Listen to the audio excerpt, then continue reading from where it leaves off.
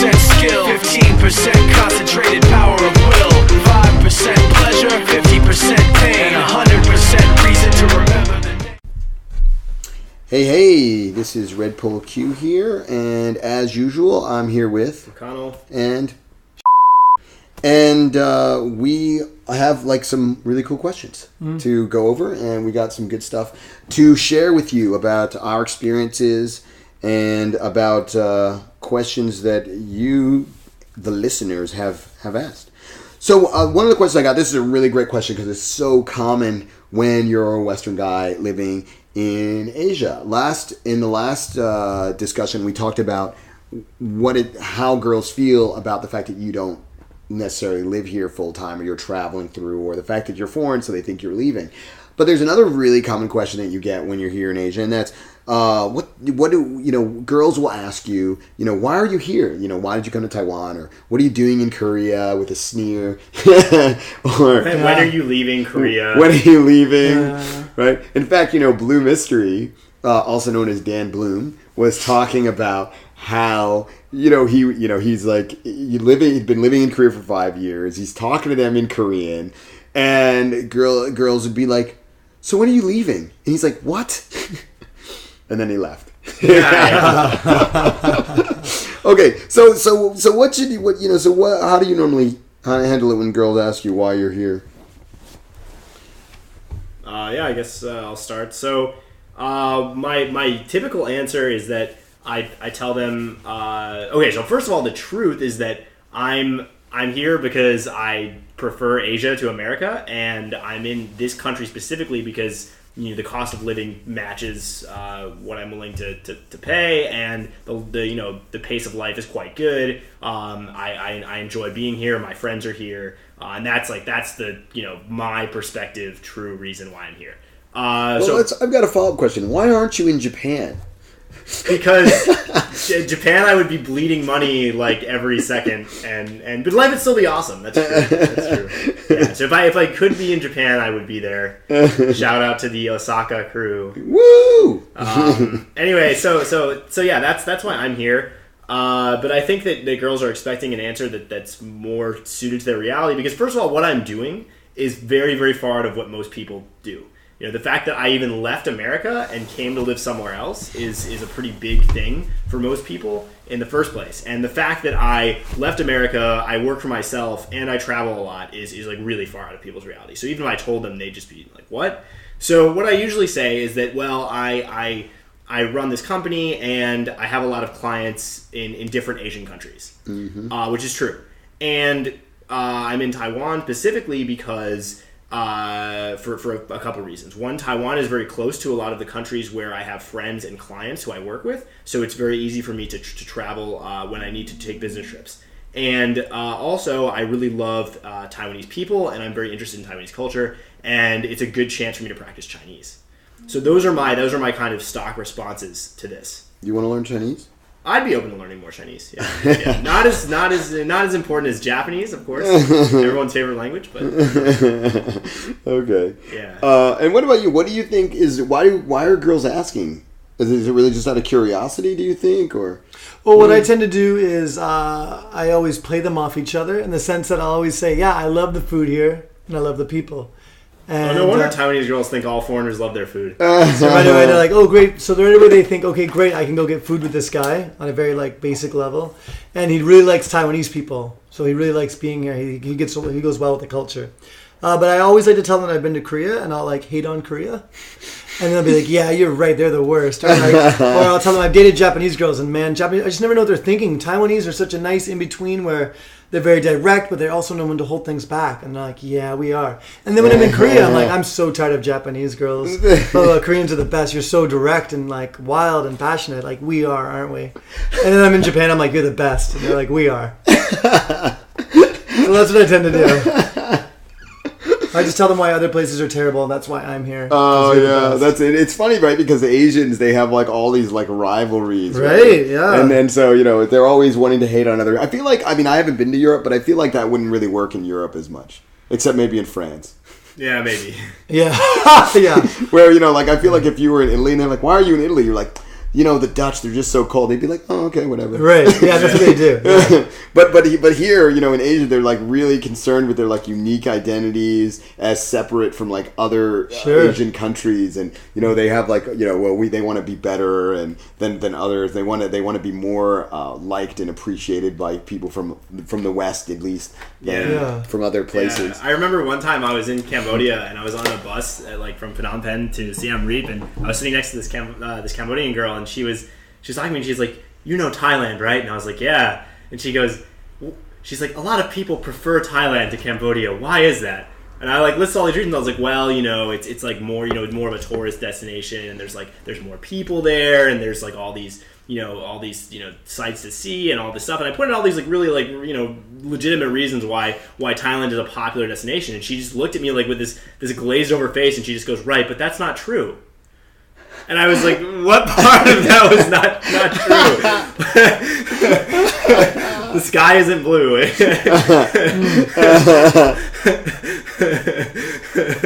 That's so funny.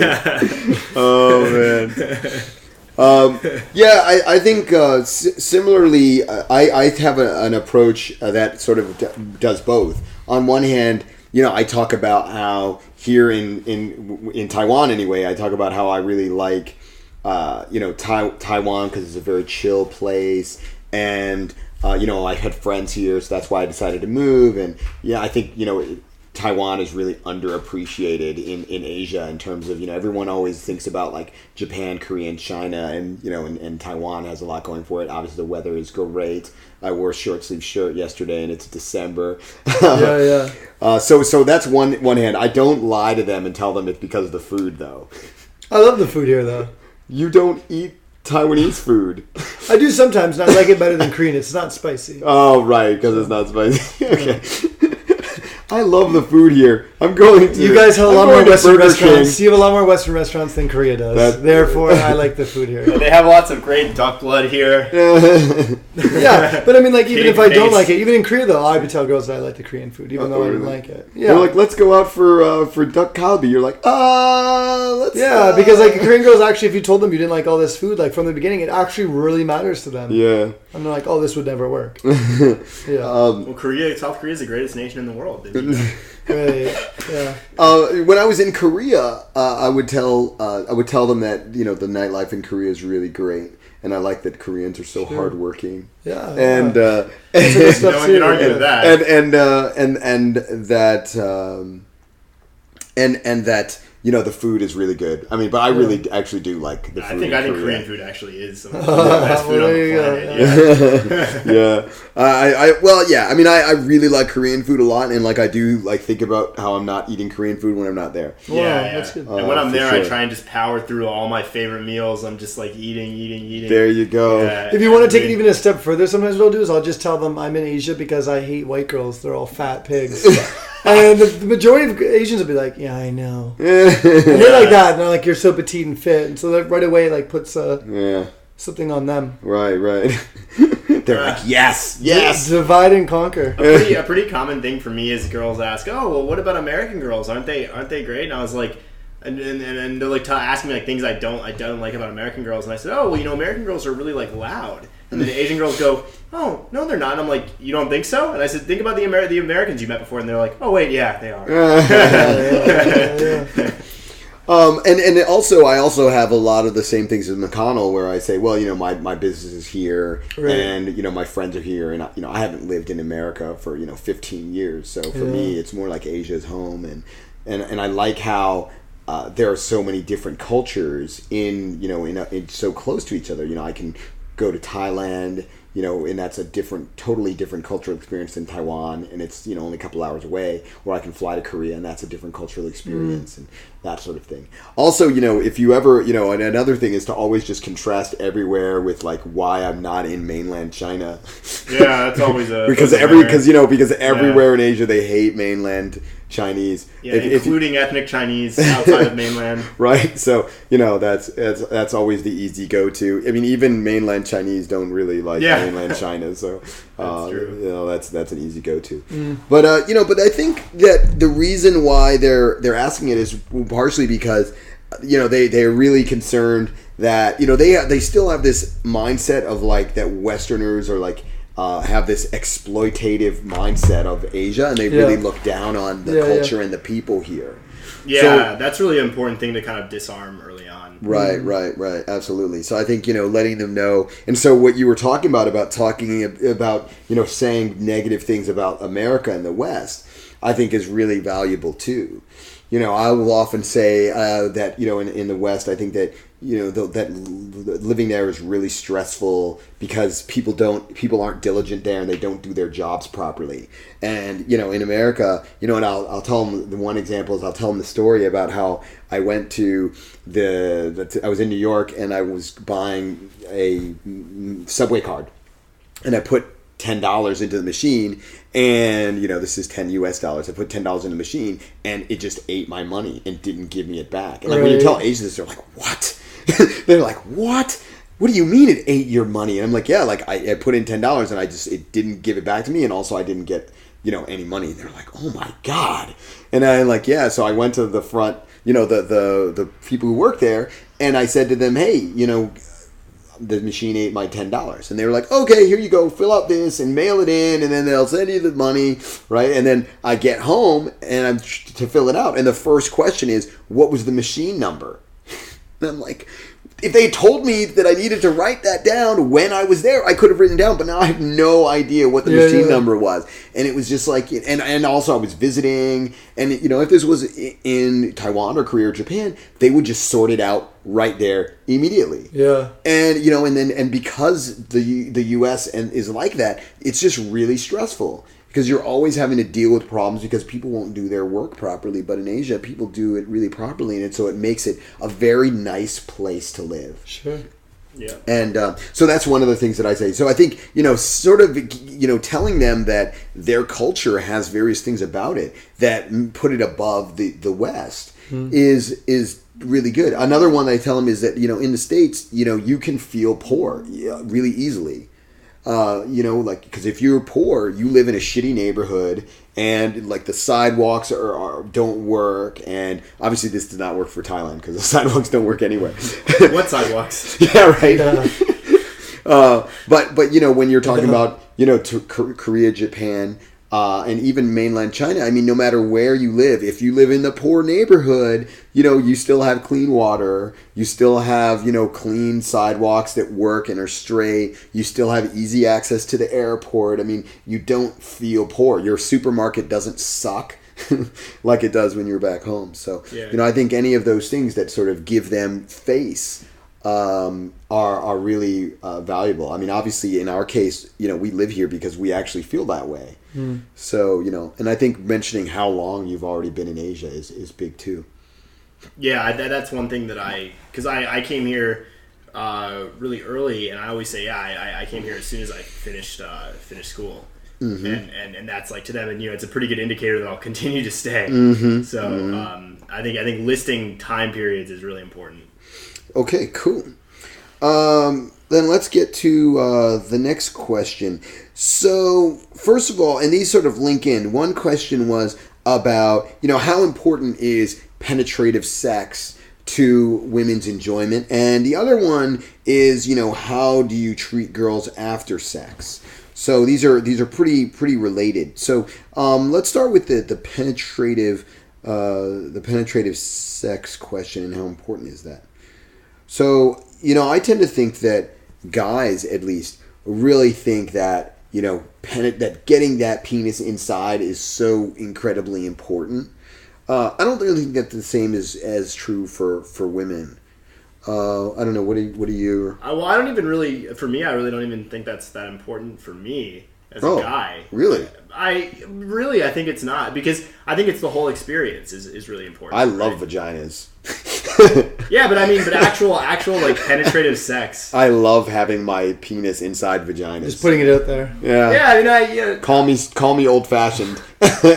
I do, right? But a lot of guys, that's what they're focused on. They're not paying attention to the girl, right? Mm-hmm. They're not paying attention to the whole experience, right? Oh, okay. You know, I mean, it's like eating dinner, right? Yeah, like the dessert is good, but that's not good. It's not that good if you didn't have a nice meal before it, right? Mm-hmm. So So I kind of feel like it's people put too much emphasis on like the penetrative part of sex, or they make a mistake sometimes where they think that is the only part of sex. And even some girls that I've met, they feel that that's what sex is, or that's what sex is supposed to be, and really it's the whole experience that surrounds that thing. I mean, yeah, it is like the kind of more the definitive point of sex, right? So what you're saying is, if you just sort of feel on her tits a bit and then give her the hard pounding for 5 minutes, you're saying that's not a good sexual experience. Maybe for you. Sounds awesome to me. Yeah. Okay. So I mean, so what you're saying is that you think that that's just sort of part of the sexual experience, and it's sort of the setup and everything that happens around that penetrative experience that is really important. Right. What do you think about that? Just sucking and fucking. Sucking, fucking, and butt fucking. You know what's really funny about that series of... You know who the first person who ever said it to me was... It was my friend in junior high school. Oh, yeah. So, yeah, I mean, I really agree with that. I mean, I think that, for guys, we just really like our penises a lot. Yeah. And I think that women are not nearly as vaginally focused as we are, like, penile focused. I think that's pretty true. I mean, I think probably if I was to ask you what your favorite part of your body was, I don't know. Is it not your penis? I think my nose is. I got a nice neck. Right. I mean, if you're like, what do you want women to like you for? Yeah. Right. I mean, you were talking to your coworker the other week. Oh, right. And and what was it that you guys? I were was showing talking her about? her best asset, and she feels that her best asset, which I told her it was her ass in this country because we're in Asia. Her ass is quite nice and round, but she said her hair and her brain. Right. And I don't think any guy has ever said, I really want a woman to appreciate me more for my job. Right. Right. So, I think that's part of it. But yeah, I mean, so do you think that a woman could feel that she had a really satisfying sexual experience with no, penis and vagina? Yeah, I think so. Yeah. There's I think it's to reference Robert Greene again. I think there's a part in Art of Robert Seduction. Greene, woo! Yeah. I love Robert Greene. We've already discussed one of his books, 48 Laws of Power, in the last discussion, and now we're talking about The Art of Seduction. Highly recommend it. Go read those. Go read it. And not just the beginning, guys. Don't be lazy. Yeah, read the whole book. It's a big book. Yeah, it is. Big book. Yeah. So yeah, there's a good part. I think it was in Art of Seduction. It could have been in another book, but where he talks about some author. I think it's D.H. Lawrence, who was like paralyzed from the waist down or something. Oh, really? I think that's who it was. I could be wrong, but there was some author who was also really good with women who was paralyzed from the waist down, and so it wasn't Marquia Garcia. The Spanish poet guy? It might have been, but he talked about so many people in that book, and it's been a while since I've read it all the way through. But it was some author who was really good with women, and the point that I think Robert Greene makes, if that's the book that it's from, right? He makes this point that like, a woman kept coming back to him, and it wasn't because of the penetrative sex, right? It wasn't because of his dick, because he couldn't use it. So he was obviously very good at other things. Right. And so I think that to all of those women, right, they were getting satisfying sexual experiences, even though there wasn't any of what we would consider, traditional, like, normal sex in those experiences. Right. Yeah, I mean, I really agree with that. And, Jack Chikara, he is a good friend of mine who lives in Japan, and he runs a sex school for Japanese guys. And he often, one of the things he tells his guys, because, in Asia, among Asian guys, there's a lot of concern about the size of their penises. They're always pretty worried about it. I shouldn't say always, but many of them, it's a concern. And, and they're also concerned because, they may come very quickly or whatever. And his whole point is, if you spend, 30 or 40 minutes just, going down on her and fingering her, then she's not really going to be not caring that much. about the penetrative sex. However, I do think that there is a strong, maybe I shouldn't say strong, but there is a psychological and emotional component to penetrative sex. So, so I do think there's that. I mean, what are your thoughts about that? Yeah, for the record, I think it's important for that to happen. Obviously, I think everyone. Is McConnell's he's giving up on penis and vaginal sex. He's not interested anymore. Yeah, so I think it's important. Yeah, obviously, it's really important for that to happen. But I think that I really think it's kind of like an 80-20 thing, where the 20% of penetrative sex, like that it should be there, and it has like an important impact when you do have it. But the other 80% of what you're doing during sex is the most important part, in my opinion. Yeah, I mean, I think that from the psychological perspective is that I do think it's sort of the same, like with about penises in general. I think that having a big dick is not important at all, but if girls think of it as being big, then that has a psychological impact where they feel like I'm a real, you're a real man, or like your coworker was talking about how she liked, we were watching rugby the other night, and she's like saying she likes these huge guys, but it's not that she really likes, it's more the concept of them. It's the idea of what they could bring, yeah. Yeah, and the fact that, they sort of, the idea of them is like really safe. I seriously doubt that her boyfriend is a big rugby looking dude, right? Yeah. But but she's saying that there's like a psychological aspect. So I feel the same thing is true with with vaginal sex, where there's a psychological aspect where, one, if she hasn't had vaginal sex with you but she's done other things, then it's sort of like she doesn't take it as seriously. So a girl could consider herself to, she's a virgin, but she's given lots of guys blowjobs, and in her mind, blowjobs are just blowjobs and it's no big deal. But there's something sort of unique and special about having a penis inside her vagina that makes it so that has more meaning. So I think there's like an emotional aspect to that there. For sure, that is sort of important. So I think it's important that you do have vaginal sex and not just the other things, right? I mean, I talked about an experience of mine where I think that the fact that I didn't actually have vaginal sex with this girl when I had the opportunity was not good for the progression going forward, because I think it left out a certain emotional closness that we could have had if I had vaginal sex with her, but because that blowjob was so good, I didn't get to the penetrative sex, and I think that really was a major setback for my relationship with her, with moving things forward with her. So from that perspective, definitely there's a psychological aspect there. Any other comments about that? So really, I think that especially with like a lot of the AFE stuff that we talked about in a previous episode. I talked about the anterior fornix and posterior fornix and fingering those well and developing those so that the penetrative sex is more enjoyable for her. I think that's really really valuable. But once again, I think for women, a lot of women don't even think of vaginal sex as being particularly enjoyable, and they like the other things. So I think if you spend a lot of time on the foreplay and things like that, then they just see the entire experience as being good.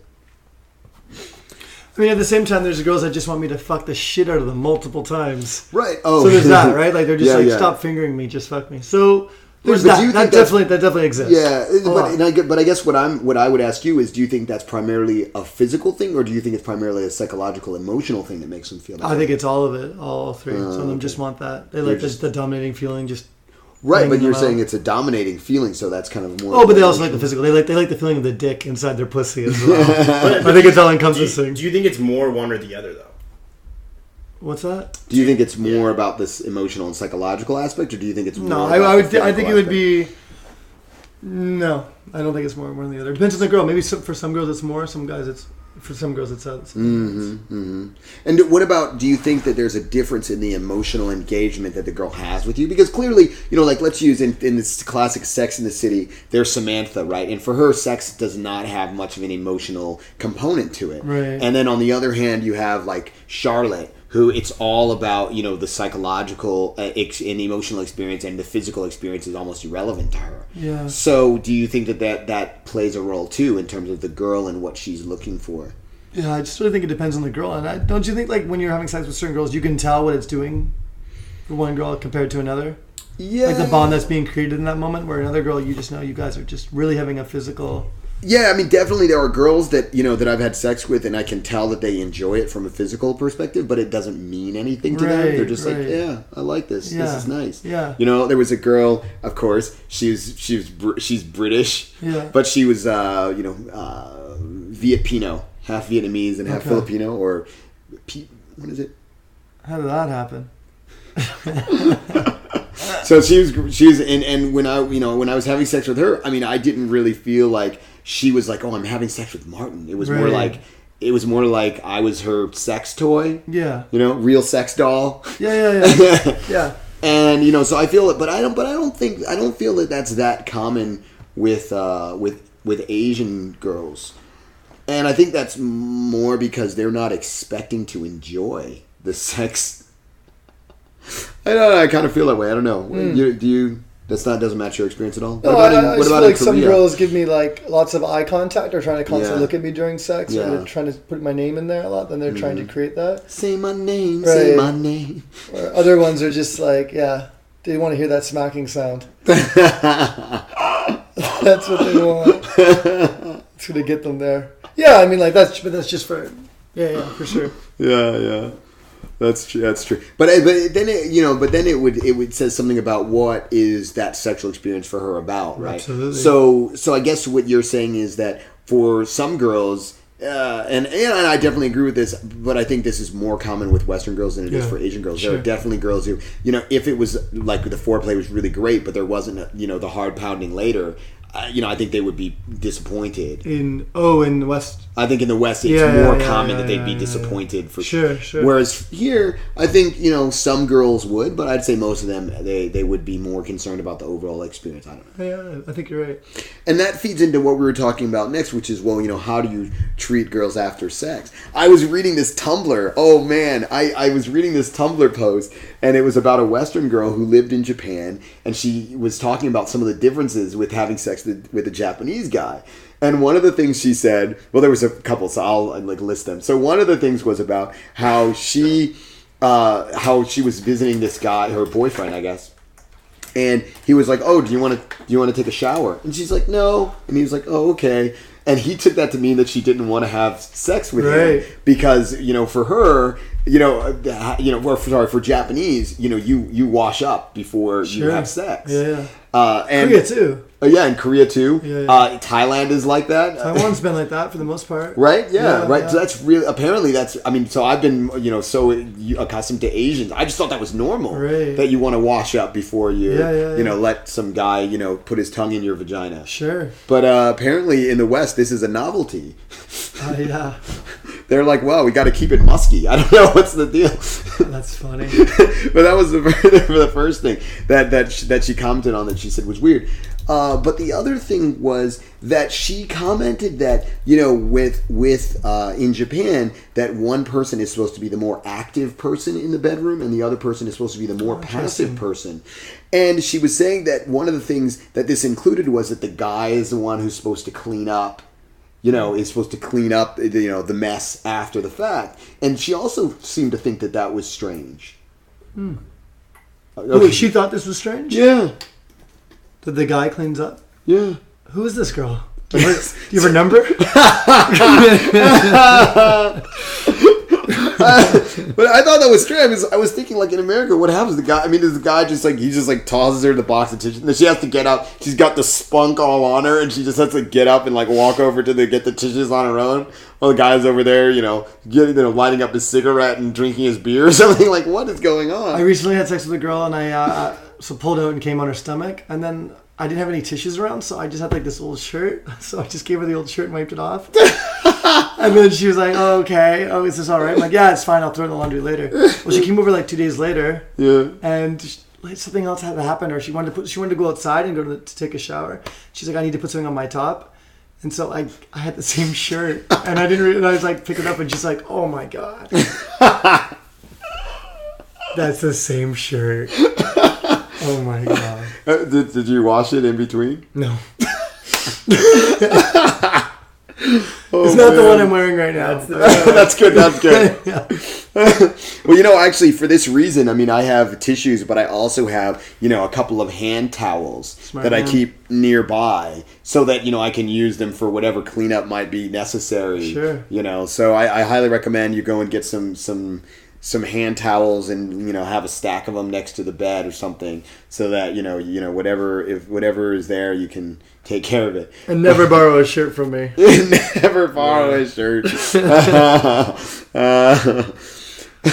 Yeah. So, right. So that rolls into what, about treating girls, how you treat them, after sex, right?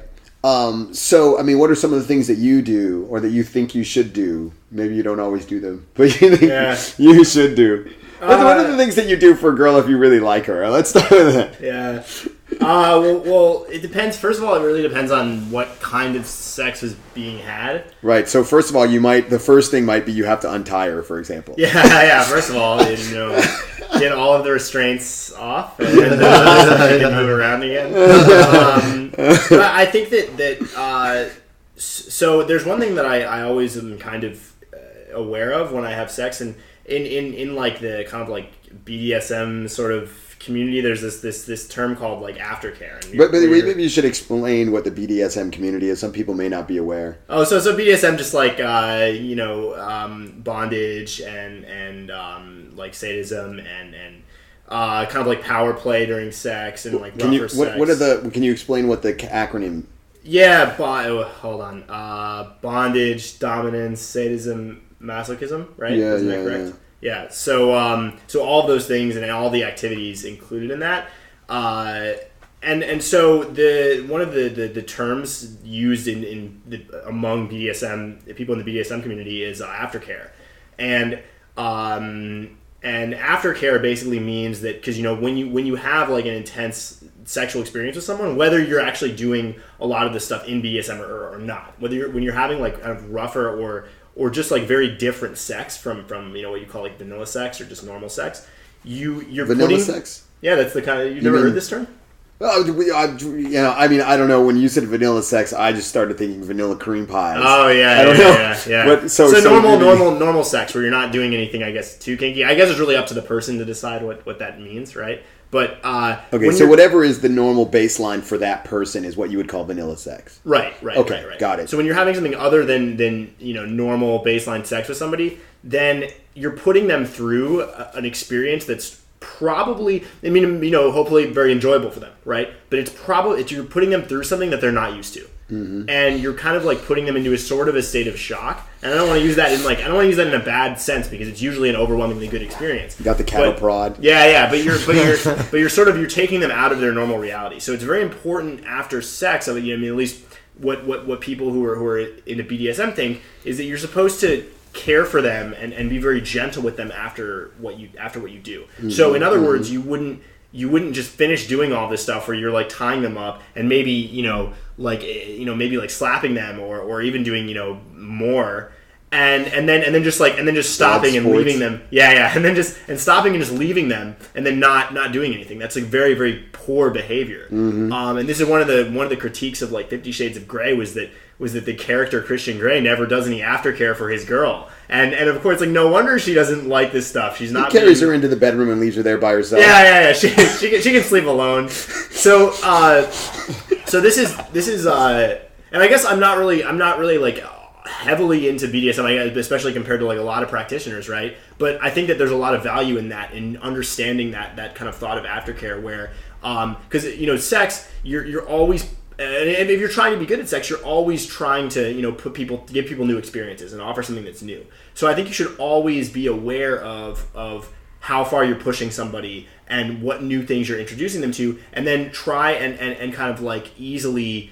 let them come off of that and be very gentle with them at the end and show them that you're really appreciative of them like trying the things that you wanted them to try. And having them, keep an open mind towards this stuff. Yeah, I mean, I think that what people may not understand is that when you are having a very intense sexual experience, or when a girl has a very intense sexual experience with you, or actually, even if it's not let me just take any sexual experience with you. Part of many girls, especially if they're having sex with you because they genuinely like you, and it's about, having kind of a love experience with you, they are concerned with what that sexual experience means for your relationship going forward. And so, and obviously this is even heightened even more. I mean, you were talking about in a previous podcast discussion about Andre 3000 and what was going through the girl's mind and his mind, after they had sex. And she was like, oh, I hope he doesn't think I'm a slut and, whatever. And there's definitely an aspect where, girls are, they're concerned, oh, maybe he doesn't really care about me. He just, wants to have sex with me. And so, the aftercare that you're talking about sort of lets them know that it's not about sex. I actually care about you as a person. And that can be increasingly important as the, sex becomes maybe more intense. If you've just been choking her and calling her a whore, then, afterwards she might be like, I hope he doesn't really think I'm a whore because I liked that. Mm-hmm. Yeah. Right? Yeah. So the aftercare is a way of sort of alleviating any sense of doubt that may have been put into her mind about what the sex means for your relationship. Yeah. And I think that also there's a good book by Alain de Botton where he talks about this. I can't remember what the book is called, but it has sex in the title. Okay, well, we can look it up and we can put it on the page there for guys to check out. Yeah. So in this book, he talks about how when you do the things you do in the bedroom are not reflective of who you are outside the bedroom. And in most cases, you're a very different person during sex than you are on the outside, right? And for girls, it can be like very strange to see this, and so it's kind of important that you show people that you are the same person, but that you're just having an experience with them that's different. You're just offering them a different experience, right? And he also says that it's one of the nice things about having these more intense experiences during sex is that it shows the girl that you're capable of doing those things without being without hurting them. Or psychologically hurting them, right? Obviously. Let's be clear. We're only talking about psychological damage here. Yeah. Psychological damage, but definitely physical damage. Yeah. And so if you're very gentle with somebody after doing something intense like that, I think it's very good for their for them mentally and emotionally. Yeah, I agree with that. There was right. Okay, so tell me some of the things that you do as part of aftercare. Wait, before we get to that, right? So conversely, have either of you ever had an experience where you felt that a girl didn't give you aftercare?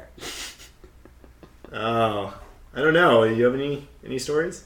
I just know sometimes I'll go to the bathroom to go pee or take a shower. I come back and she's all dressed by the door. That's really hurtful. Yeah.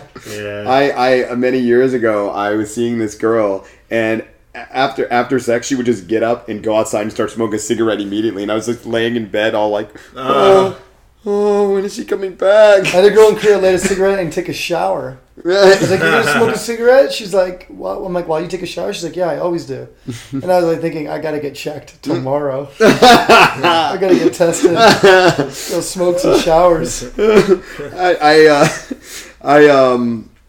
I once Limitless. You guys maybe haven't heard of him, but he's a guy in Tokyo. And Limitless told me this great story that is totally not totally not with good aftercare, where he was banging this girl. And he stopped in the middle because he just said it just smelled so bad, and he just stopped and he sat on the sat on the nightstand right next to the bed, and he just looked. He's like, your shit stinks. I'm gonna go take a shower.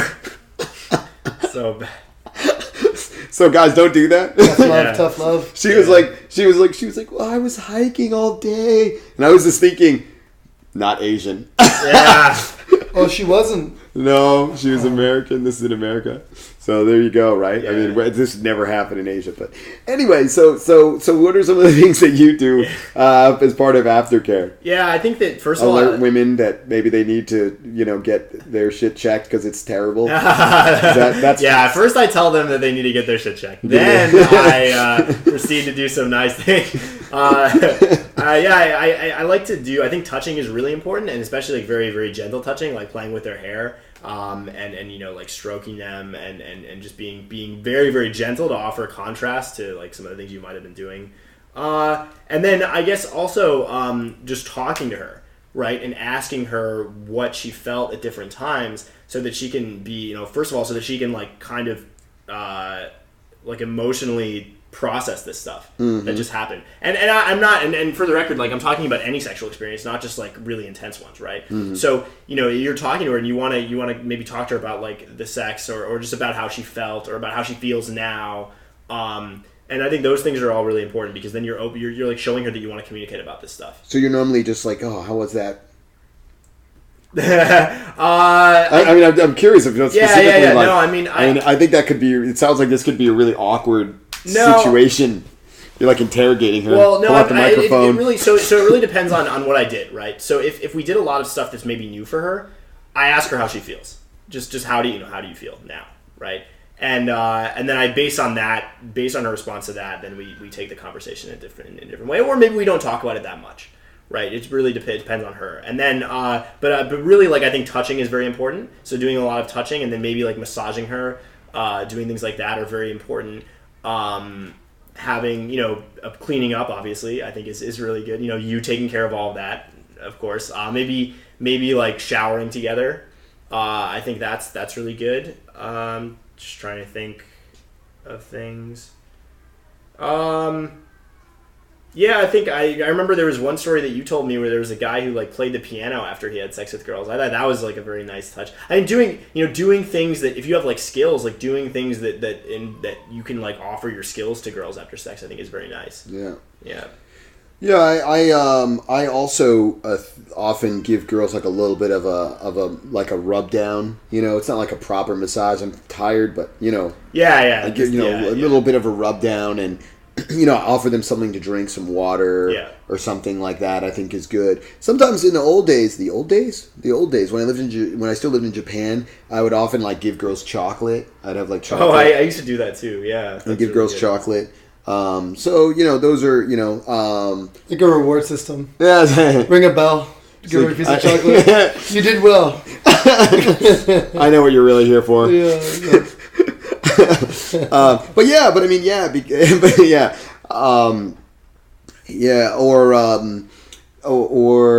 You were talking about taking a shower with them, and that can be nice too. So I think just sort of making it clear that you still want to be with them, even though you already got proverbially what you came for. Yeah. So I think expressing, interest in still spending time with them, even though your scrotum is now empty, really communicates well to them that, hey, it's just not about emptying the fridge. Yeah. Cool. Do you have anything that you want to add? Well, I think especially when you're in game, when you like open a girl up, that's hard to do. A lot of guys don't do that. So you walked up to some girl you don't know, you started talking to her, get her interested, and you try to go somewhere else. You're thinking a lot, nonstop. Maybe you met some of her friends. Maybe you had a wing in. Maybe there's a strategy, obstacles. You got her back to your place. Maybe she had some last minute resistance. She didn't want to have sex with you. You had to talk about it, or you just stop and then keynote. Okay, so then you finally have sex. Even when you get into sex, right? Like we're talking about actually pleasing the women, which most guys don't do, which takes more mental energy, more like physical stamina. So you're doing all that by the very end. I've been noticing lately I'll just lie beside her and nothing comes out of me. But before she saw this guy that was talking nonstop, like super excited about life. And then like after sex, I'm just like, oh, like success. And then like I just have to like remind myself. So usually like I just start my laptop up and put on like a really cool, I want to show her some really cool music videos or something like that and cuddle with her a little bit just so it focuses. And then future project, like we should see a DJ like this later on or something like that. But I'm too tired to like do something extra. Like I just have to put in an event. Is this too tired after round 1 or after round 5? Yeah, I know. Right. Yeah. Yeah, it's and in talking about this future projection, I mean, really, that's what you're saying essentially is, hey, that was really nice, and I want to keep seeing you, and not just for sex. Yeah. And I think that's really important to women because they know that guys like their vaginas, right? And that's something they have a lot of confidence about, and they lack confidence that guys are interested in them for other reasons besides that. And so, generally speaking, even before you have sex with a girl, if you've already planned the next time to meet her, then I think that really adds a lot to the experience for her. Yeah. Sure. Okay, well, I think maybe we'll close it down. Done, yeah. For now. Yeah, I think that was good. Good stuff, guys. All right. We'll see you next time.